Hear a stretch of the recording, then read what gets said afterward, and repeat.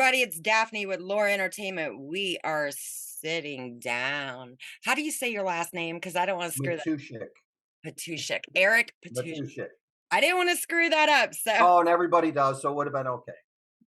we'll just call you Eric. I know, that's easier.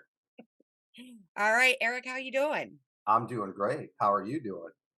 Yeah, we I don't know if I want to go in detail as far as this one. I might lose followers. Right? So tell us a little bit about your acting career, your stunt career. Yes, it's more I would call it more of a stunt career, and, definitely have done a little bit of acting, and it usually entails, a little bit of dialogue before I get shot or blown out of a window or kicked off of a top of a building or something of that nature.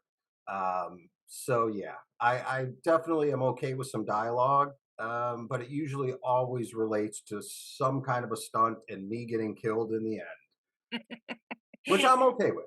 You sound like Wetzel. Had him on there. That was funny. Oh my goodness. So, question, what was it like working on the Transformer movie?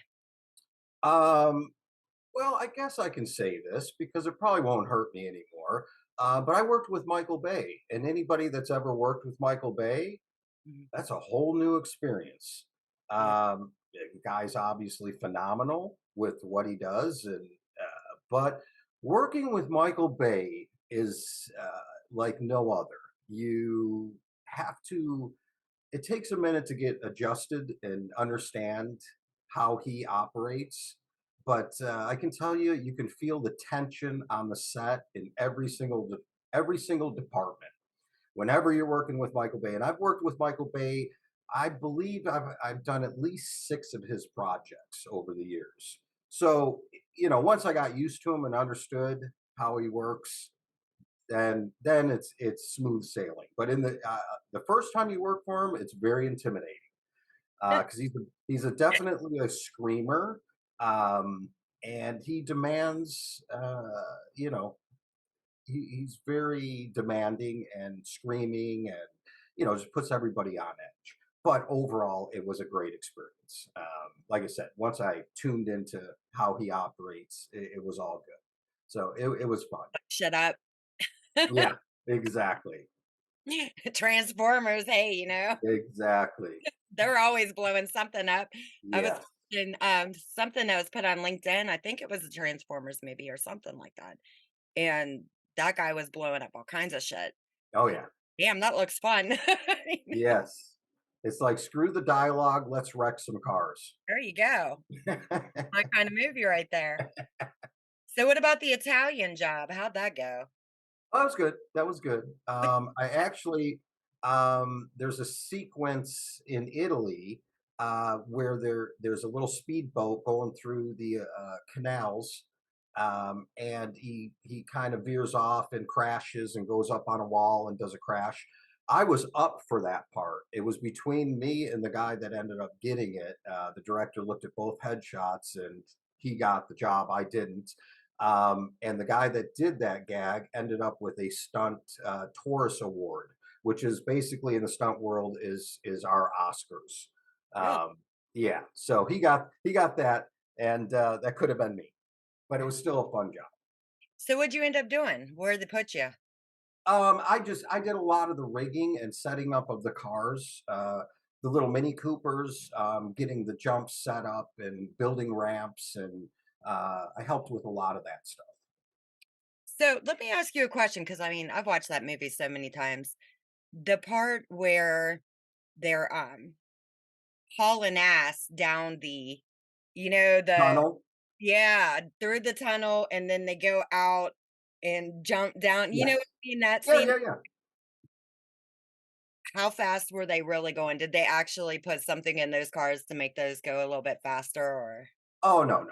No, they were all stock cars for the most part, yeah, and, they all had roll cages, and, and then just building the ramps and, when then movie magic happens, the cameras and everything and so forth, so, y you know, they can make it look like it's going way faster than it really is. I mean, not that I mean, they were going fast, absolutely, but they can speed it up in post and so forth and tweak it, as you know. But yeah, so yeah, that was a fun sequence. I'm hoping they didn't do that in the movie Gone with 60 Seconds because one of my favorite scenes is that Shelby hauling ass in that car.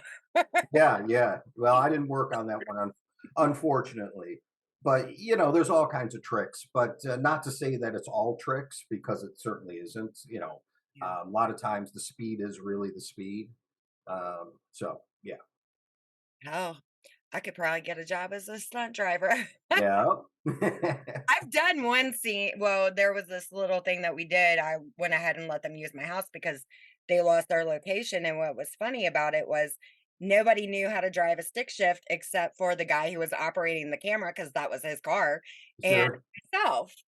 So I ended up driving his car. nice. I thought that was so fun, but I've been dying to do something on motorcycles because I'm a big Oh cycle yeah, girl. yeah. I love Well, it's riding. interesting when you bring up stick shifts. That's the best theft deterrent today. And today, Yeah. if you have a car with a stick shift, you can leave the car open with the keys in the ignition because as soon as someone goes to steal, they're going to go, "Oh shit," and get right back out of the car. It makes me wonder, I mean, all these little kids, well, to me, they're little kids, but anyway, the ones that are out on little crotch rockets and stuff like that. I if you can be on a motorcycle, you should know how to drive a stick shift, or you just don't need to be on that motorcycle. Oh yeah, no, 100%. Oh, it's crazy. So how long have you been doing this? I've been working in the film industry for 26 years. You said this with disdain. 20 years. 26 years. And I started in Cleveland, Ohio. I was your neighbor. Man, the weather here, it just kills me because one day it's 80, then it's 50, then you've got 5 feet of snow, and then the next day is 80. I'm like, And somebody, then all of a sudden you got a head cold and you're sick. yeah, they need to hook Mother Nature up with some tequila or something, put her Oh ass. yeah, absolutely. It's crazy. It is. Favorite job? What's well, the most fun you've had? What set is that? Ooh, that's a tough one. Uh, That could be. wow. Yeah, because no, honestly, they're all fun. Even Michael Bay. um, uh, wow. I think that's a toss up, but to one of them I would say would be the movie Miami Vice. I stunt doubled Colin Farrell, and I was there uh, for about 7 weeks. Not consistently; they sent me home a couple of times, but overall, I think it was about 7 or 8 weeks in Miami. So that was a ton of fun, and going to hang out in Miami, and I can't tell you how many times they brought me in for a week, and they only used me for like 2 days. So the other 5 days, I was out running around in Miami and getting paid to be there. I can kind of see that though, the Colin look, sort of, Oh, in your well, facial you features. got to see the picture. I don't know how well it'll show up through the monitor, but if that isn't a good double, I don't know what is. Can you see that? Sort of, You want me to send right. it close? Too far? Too Pull it close? back just a little bit. You can just send it to me and I'll put it up. I see Yeah. it though, everything kinda matches, but I see it in your face. How I have not Yeah, s well, back then too, it was really good. It was, yeah. No, it was spot on. Like, matter yeah. of fact, it was so much fun on the set, the extras were coming up to me and going, "Oh, can I get a picture with you?" And I'm like, "Sure, but I'm not Colin, I'm his double." And they're like, "What? Really?" And they're like, "Okay, I'll take a picture with you anyhow." As most do. They don't care. Yeah, yeah, yeah. But I no, and interesting story on that level too. Um, 80% of the film was shot at night, so we were in dark. I mean, the place was lit up, but it was still dark. And Michael Mann was the director on that one. And I'm telling you, at least a dozen times he would come up to me and put his arm around me and start talking about the next sequence. thinking I was Colin. And I would look at it, I go, and at first, I would say, Michael, I'm Eric. This is Eric. And he's like, oh, where's Colin? Where's Colin? But then as time went on, I started playing with it, and he'd come up to me, put his arm around me, he'd start talking with me, and I would just start talking back about the scene, like as if I was Colin. And it was great because it would last for several minutes before he would actually realize and go, "Oh my god!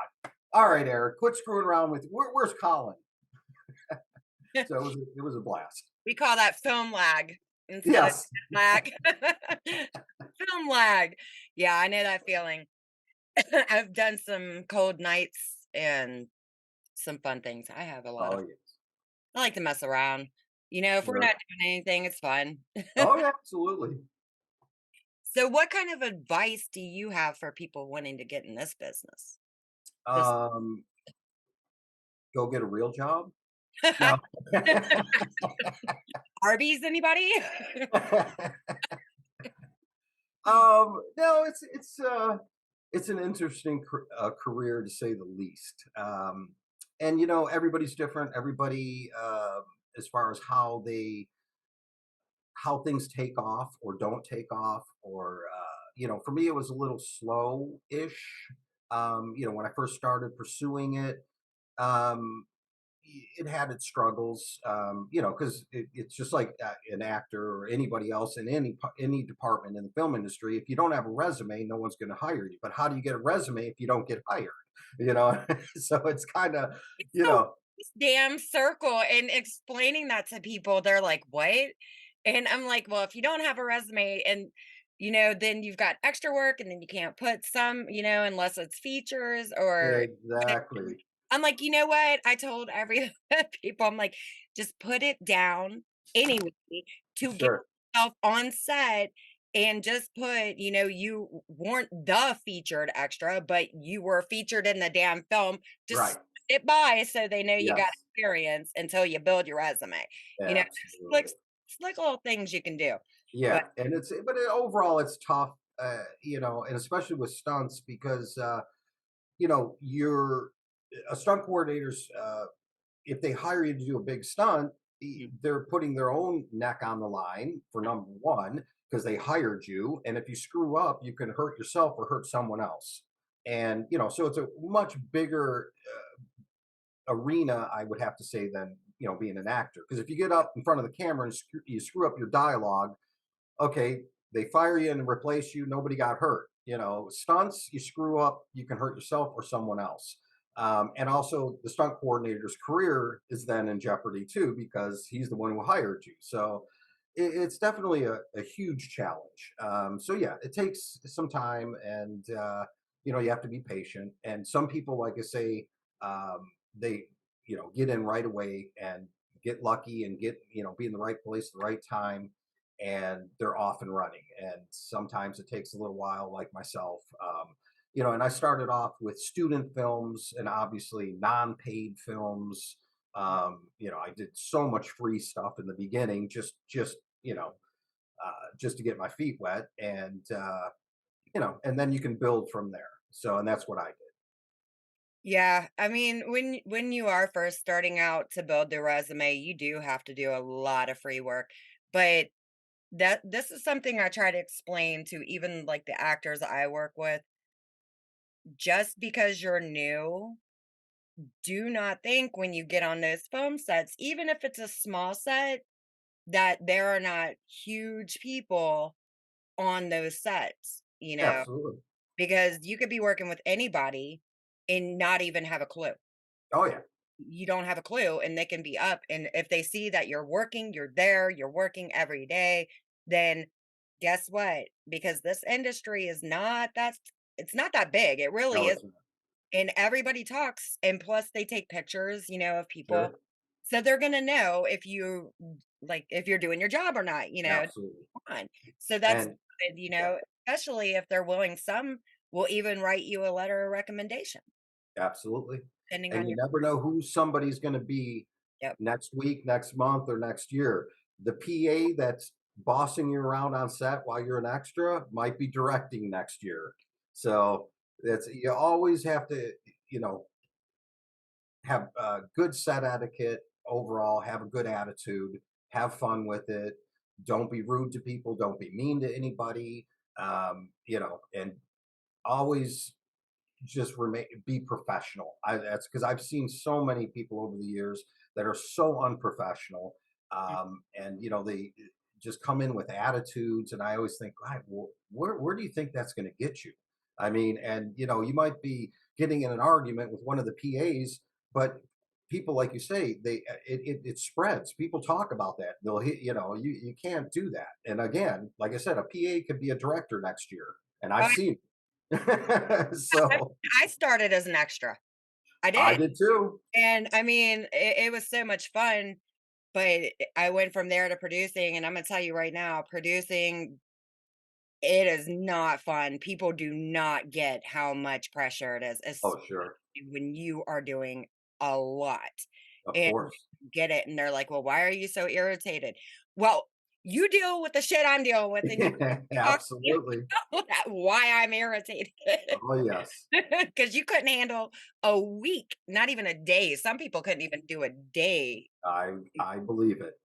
It's just Oh, tequila. yeah, you're carrying all the weight. Absolutely. I'm telling you. So, what is the worst injury that you've ever had from doing? Um, Dislocated my shoulder, broke my ankle, cracked a couple ribs. Um, I think that's about it. I've been pretty fortunate, I would say. I mean, I've gotten a lot of bumps and bruises and rattled my cage many a times. Um, yes, but overall, I few broken bones, but it's not dramatic. I mean, it was at the time, I guess. But yeah, no, for the most part, especially nowadays, stunts are way safer than a lot of people know. If you were, if you hung with me from the beginning of the creative side of a stunt and then watch the process of the build and what goes into it, and then you see the end product, you get a whole different perspective of how a stunt is really put together, and it's designed and created to make like it's completely out of control, but it's really in control. We try to keep it in control as much as possible, and give the camera the illusion that this is a completely out of control scenario. And yeah, there's always risk. It doesn't mean that there's no risk. There's always a risk, for something to go wrong, whether it be a mechanical failure or human error failure in one way or another. So, there's still huge risks involved, and I'm not downplaying it, but as opposed to 30 years ago or earlier, back then it was more of a cowboy style, just kind of go for it kind of attitude. Where now it's extremely calculated, So Yeah. Um, well, on that note, as far as human error, um, Wetzel, when I had him on, actually did some instructions about firearm safety, which sure. I thought was very useful. Like, because there's a lot of people, even the ones, I'm not talking about bigger sets because bigger sets know, they know. But the smaller sets, it's so useful because they do use blinks, and not a lot of people are, complete weapons masters or anything like that on there. So I'm hoping that that helped, Oh yeah. And so with you, when you're using those kind of weapons, do you double check them, right? Oh, absolutely. And you have the gun wrangler always obviously on set, and Yeah. you all they're very good. I've never had a problem with any gun wrangler, but obviously, there's been some incidences and deaths in the history of filmmaking. Obviously, unfortunately, um, but my experiences have always been really very professional with any gun wrangler that I'm working with. And they'll show you everything. They'll show the chambers clear or whatever, and you then double check it yourself, obviously. And there's a lot of basic 101s with it, and being like never pointed at anybody, which should be basic common sense. But as we all know, basic common sense doesn't exist anymore. Yeah. And even when you're dealing with, shooting at another person, a character, or so forth, you don't have to ever point that gun directly at them. Even if that scene calls for it, you can always point, a foot off, and the camera won't know the difference. The camera doesn't know if you're a foot off or not. You can cheat it. There's many ways to cheat it. So even if you're dealing with a blank or even an empty gun, you still never want to point it directly at anybody, and even during a sequence. Yeah. So yeah, there's definitely, and I've seen also, unfortunately, through the years, um, other actors or other stunt people that are just really negligent with like picking up the guns, and they start looking at and playing and touching. You don't do that. You just don't touch the firearm unless it's handed to you by the firearms wrangler. You just, it's not, and I've seen many, many times over the years, especially on lower budget films, Mhm. people just grabbing the picking up these guns. And I'm just like, wow, where did they get any training, or do they have any training, and or basic common sense? I've seen that, I can't remember which one it was. It was something that I've done where somebody kept going up. I think I was a production manager and just playing around with guns. Oh yeah, Like, what the hell? I've seen it dozens of times, Yeah.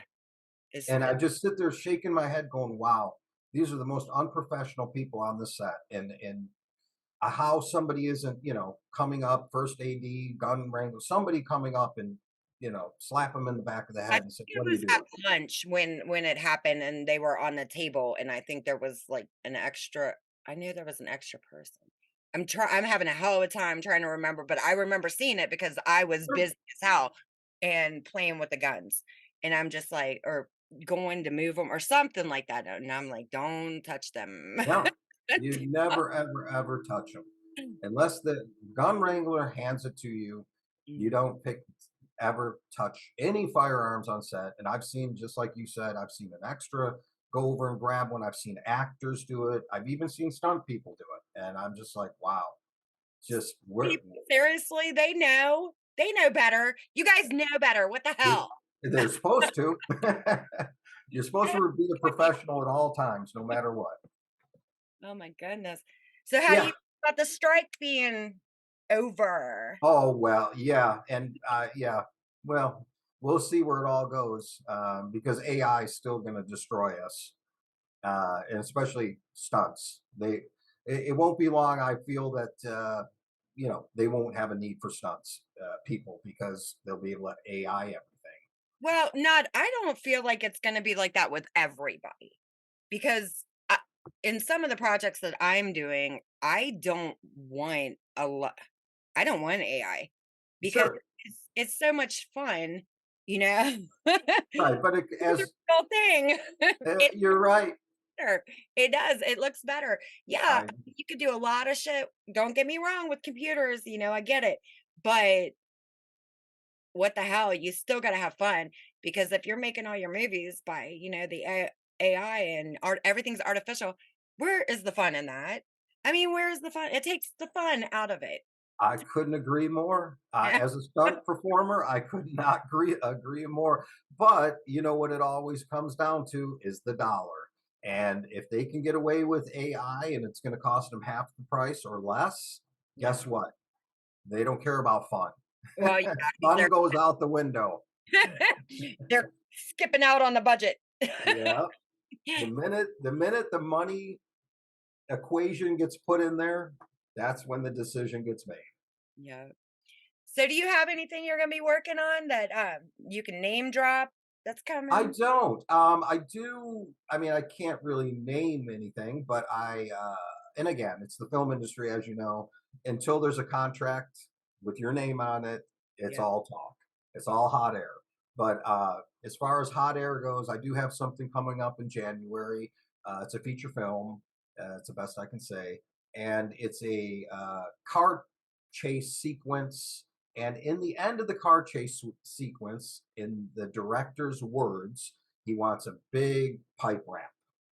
And for people that don't know what a pipe ramp is, it's a car going off of a single pipe and hitting it and spiraling through the air and crashing and tumbling. And Sounds like fun.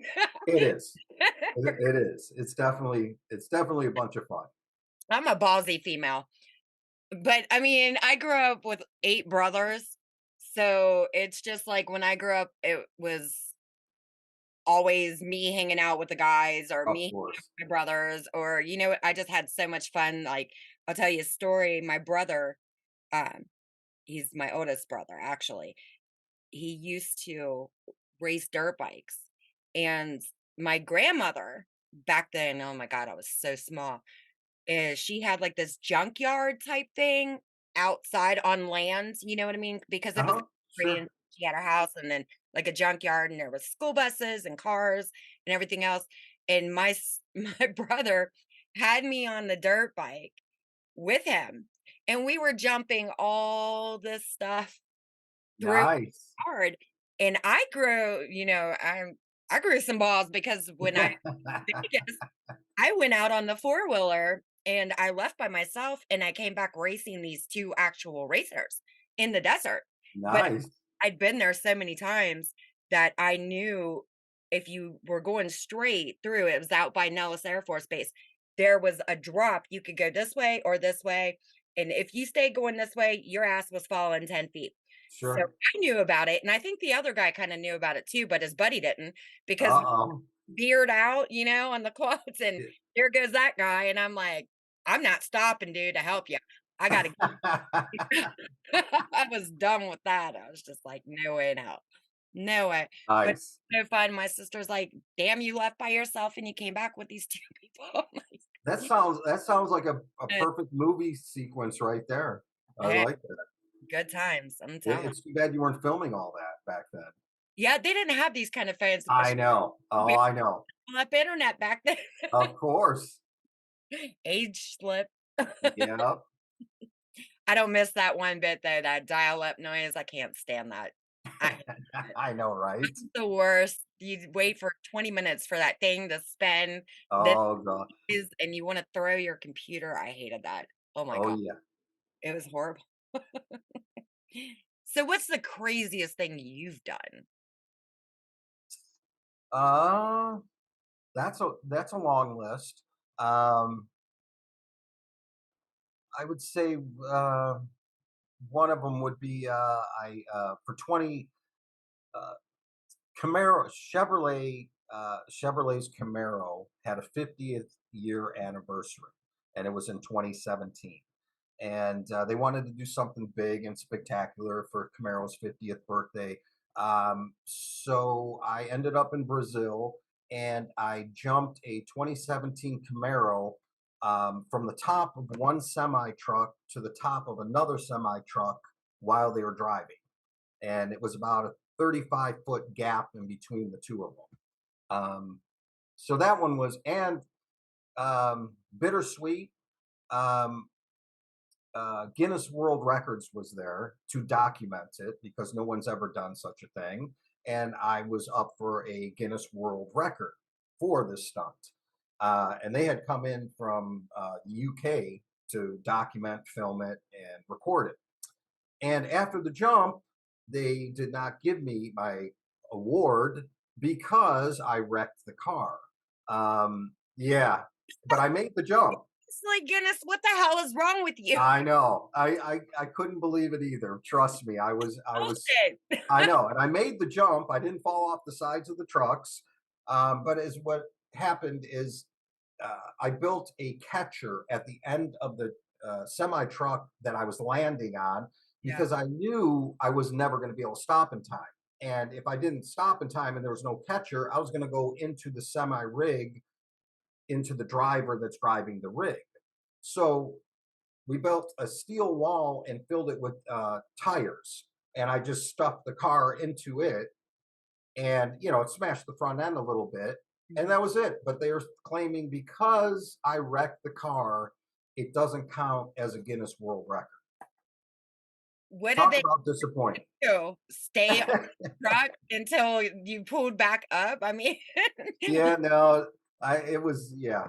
I'll send you the link to the actual commercial video, and you'll see. And in the video, we did some movie magic. It shows that I made, I did make the jump, but at the end, there was no catcher, and the car stops right at the end because of what we did. Obviously, we filmed that the day before of me stopping at the end, and then we edited it, but everything else in this commercial and the jump is real. It was a real jump because I even had some comments on YouTube where people are going, oh, I can't believe Chevrolet has come to, faking these, editing these jumps and not making them real. And there's a lot of naysayers out there going, oh, that wasn't real, but it was. The whole jump is legit, it's real. The only thing at the very end, it shows me stopping right at the edge Mhm. and not going over.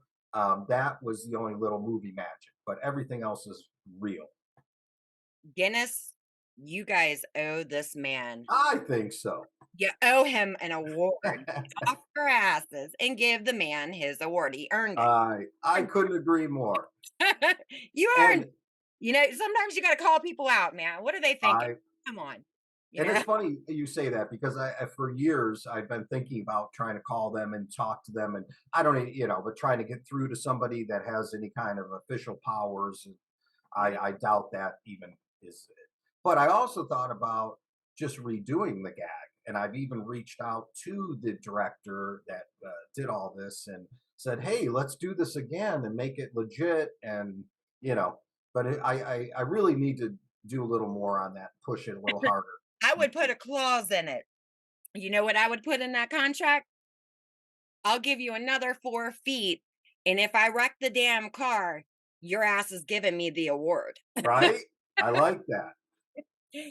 Get him with a clause. Yeah, we Right should have done that. in. Should have done that in the beginning. I know. But, and the other part of that is I didn't know that was a stipulation. If I knew that was, I would have set it up differently, or talk to everybody about setting it differently. If they would have said hey, if you wreck the car, it doesn't count. I wasn't aware of any of that. Had I known that, I think we could have set it up differently. Well, don't they have the things where you can put them on the front? I know I've seen them, where you can put them on the front of the cars, and then they, like, lower like a tow truck thing. You know what I mean? Where it drops even if it was down to where Sure. once you hit it, instead of hitting the tires, it'd be the tow truck thing. Yeah, you could. There's definitely there's many options. Now in hindsight, of course, one is could have built the ramps right over top of the cab of the semi, and I could have just kept going, and I could have dropped off the front of the semi and just leave it, a foot off the ground, and I could have just like a car carrier. They Mhm. have the ramps on a car carrier to Yep. load cars and deliver them. Could have done the ramps right off the front of the semi, and I could have just drove right off and jumped right onto the ground and drove away. That would have been one option. Another is like an aircraft carrier. When the planes come in, there's a catch cord that hooks, it hooks the underneath and stops you. We could have set something up in that. So there's options. Yeah. And I'd love to have the opportunity again. So Chevrolet, Ford, Chrysler, anybody listening, watching, if you want to let's do it. Let's get together. Let's make this happen. Right? Even if we gotta bring Pontiac back, we don't Oh, that too. we don't care. We're gonna jump shit. That's Oh just yeah. what it is. That kinda just I don't know. I won't go any more into the detail on my thought of that, but I think you got screwed anyway. Oh, absolutely. So, outside of the movie in January, you're basically up for hire, huh? Oh, absolutely. See, there you go, guys. Stuntman Yeah, for hire. yeah, yeah. Well, and also on that note, I'm not a one trick pony.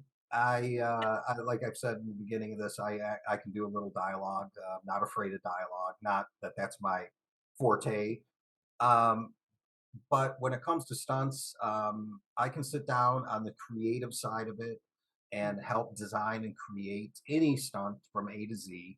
any action sequence. And not only can I help create design, I can build hands on anything that requires any kind of structural build of any kind, from cars to motorcycles, boats, semis. I don't care what it is. I have and I do build everything myself. I'm a welder fabricator. And then I can also jump into the vehicle or motorcycle or whatever, and actually perform the stunt. So I run the gamut from the beginning to the end of any action sequence. I can handle anything, and Yeah. Yeah. yeah, You're jack of the trade. and that's what I've been pushing for years. And would love to get in with some directors and producers that are looking for someone like myself, because, like I said, I do it all. It's not just and no offense to all the stunt coordinators out there, but a lot of them don't have the hands-on of knowledge of knowing the mechanics of building certain rigs and so forth. And they hire the right people, which is what their job is, obviously, to hire the right people for the right job. But I'm also that guy. I'm the guy that does it all. I can build it, I can create it, I can perform it, I can handle anything. I like experience. Yes. Especially in stuff, stuff like that. I really feel like the people with the experience, I get everybody needs the learning curve in, Oh, for sure. but if it's something that's really, really important and you don't want it screwed up, you don't want somebody who's only been doing it for 5 years. Oh, You of course. want somebody who's old school. You know what I Yeah, mean? In that industry, that way there you don't.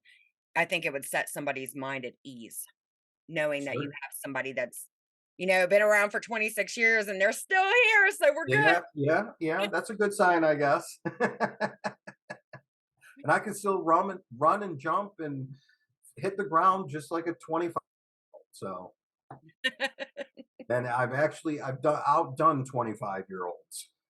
So Me that's too. Me oh, I got a kid. My kids go all the way from 15 to 20, no, actually 30. 30. Yeah. It's a blended family, so some are okay. older, yeah. But I Nice. mean, no, I wasn't that young.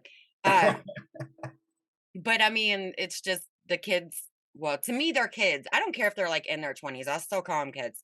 But Sure. it's just Oh so, yeah. because it was a couple weeks ago, my niece come over and she's 28. And I have this strict rule that no kids are eating in the living room. Oh And yeah. there was a bunch of us, like, God, there was about 20 I of us. grew up with that rule. I know it well. She went to bring her food. I'm like, nope, right back to the table. She's like, I'm 20s. I don't give a shit. To me, you're this big, take it back in there, and you're gonna sit right there and eat Absolutely. it. I grew up in that house. On you what? All right. Well, we are definitely gonna wrap this up. I'm All gonna right. on after this. I'm gonna definitely say thank you for coming on. It's Thank you for having me. I been fun. Yeah, yeah. absolutely. I love stories. I love to hear Oh, everybody. I got a million of those. I could go on for hours. Trust me. Hell yeah. All right, guys, to everybody out there, we want to say thank you for watching. We appreciate it. Bye. Thank you.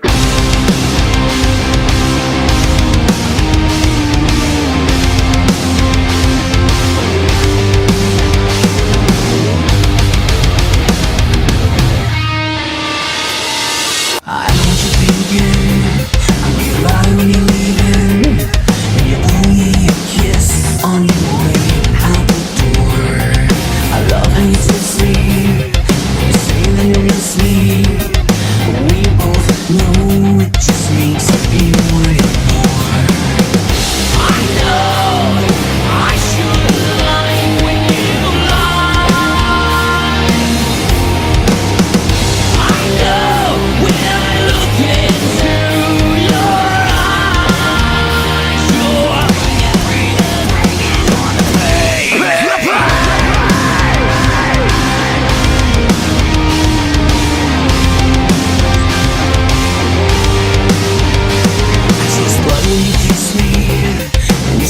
you bless me and leave me broken, laying on the floor. You know I get the feeling, but that's what I'm leaving. We both know I'm so